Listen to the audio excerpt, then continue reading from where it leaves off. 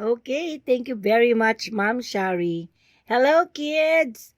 For today's lesson, we will learn to identify the importance and analyze the story elements such as plot and settings.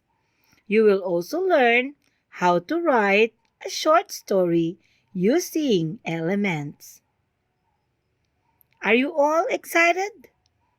Ready your pens and paper and listen carefully. We will have a recall of your previous lesson. Follow the instruction carefully.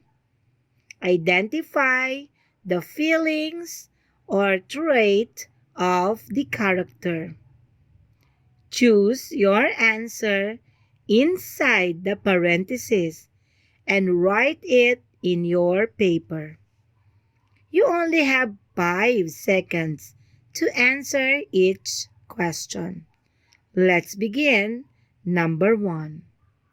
Frog, frog, cried Lovely, who jumped out of the chair. Lovely was angry, sad, afraid.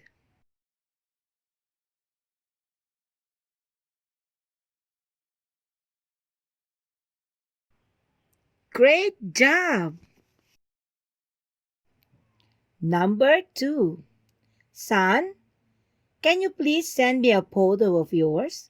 I could hardly wait to see you again, said Maria to her son Larry. Larry was terrified, lost, impatient.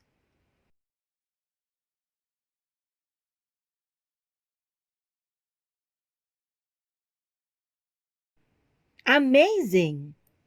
Now, let's have number 3. Even with blindfolded eyes, I can chop all the ingredients with ease, said the old man. The old man is kind, mad, proud. We can say that the old man is boastful, caring, humble.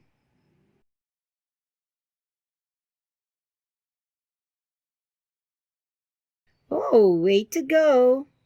Number 4. Mom, I think you should stay home and rest on your day off. Don't you worry, Mom. I will do all the chores and shopping, said Aaron to his mom. We can say that Aaron is kind, thrifty, noisy.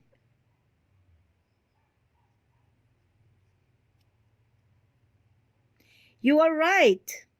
That's correct answer. Now let's have number 5. Remember, always stay close to me. Okay? Don't talk to strangers and always hold my hand. Understood? Said the father to his daughter before going to the mall.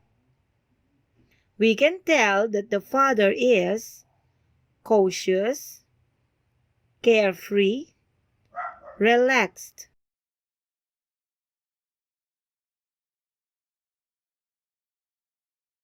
Yes! Now that you have mastered our previous lesson, let's proceed to our first activity. In this activity, we will test if you have any knowledge about this topic. For each question, write the letter of the best answer. Number 1. What is a person or animal which take part in the action of a story? A. Character. B. Plot. C. Setting. D. Conflict. Great job! Number 2. The time and location in which the story takes place is A. Character, B. Plot, C. Setting, D. Conflict. Yes! Now let's have number 3. This is made up of events that happened in the story of a character. A. Theme, B. Plot, C. Narrator, D. Conflict. Very good. You got it. Number 4. Leonard and Marian are example of blank in a story. A. Theme, B. Plot, C. Solution, D. Characters. Yes! Number 5. The blank is the struggles that the main character faces in the story. A. Conflict, B. Character, C. Setting, D. Plot. Do you know the answer? Great job, kids! You all exceeded our expectations. Kids, you have noticed the choices in the previous activity. Those choices are the examples of elements of the story. That the elements of the story are setting, characters, plot. Okay, the characters are the people or animals in the story.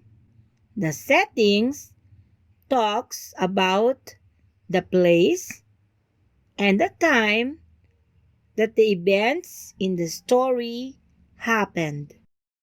The plot is made up of events that happened in the story. It consists of the beginning, the middle, and the ending. This is the common plot of the story. First of all, we have the beginning plot. The beginning gives the problem faced by the main character. It is the beginning part of the story. The middle presents the actions made by character to solve the problem. Usually it is the middle part of our story. And the ending or the ending parts gives the solution to the problem. Now that you know the basic elements of the story, let's now identify the elements of this short selection. Okay, let's watch this short selection. John is in the middle of the tight game. His basketball team needs to score at least 1 point in seconds to win the game. During the game, the fans in the court made a huge cheer for John and his team. In the last second, John fired a long-distance 3-point shot. The ball went in and they win the game. Okay, do you like this story? How many of you are fond of watching basketball? Yes, basketball is really the famous game in our country. Okay, now in your paper, you write your answer.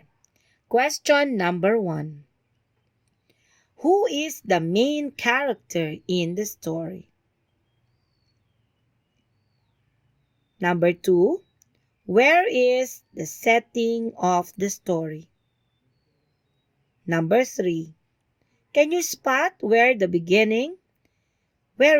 beginning, middle, and end parts?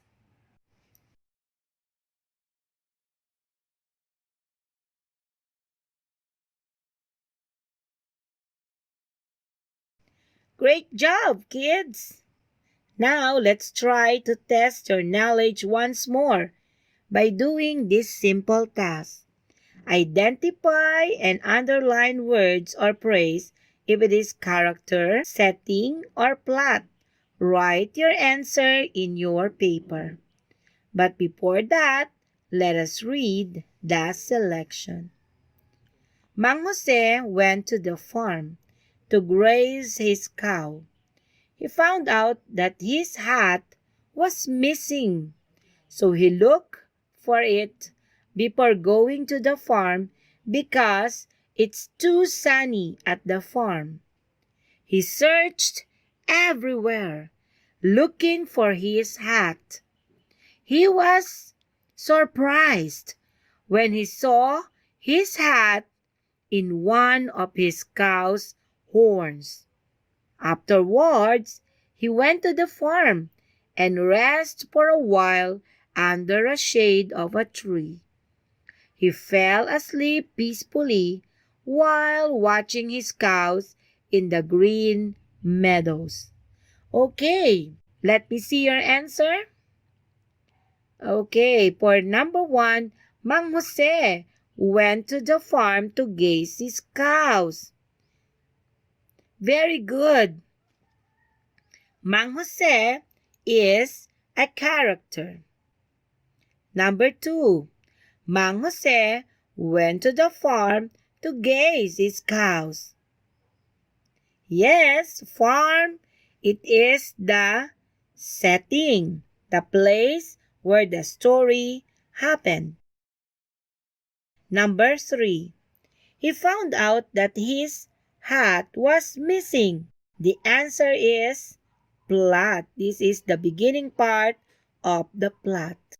Number 4, he went to the farm and rested for a while. The correct answer is, again, it is a plot. Number 5, search everywhere looking for his hat. If you write the plot, you're correct. Great job, kids! Did you all enjoy the activities? If you still have the difficulty with the elements of the story, here is a short recap of the lesson today. The elements of the story are setting, characters, and plot. The characters are the people, animals, being creatures, or a thing that serve as actor in the story. Characters perform the actions and speak dialogue, moving the story along a plot line. The setting talks about the place and the time that the events in the story happened. It can also include the date, weather, and climate, and historic events or period. It provides a background to the story and helps set the mood. The plot is made up of events that happened in the story. It involves a pattern or sequence of events that are related to each other.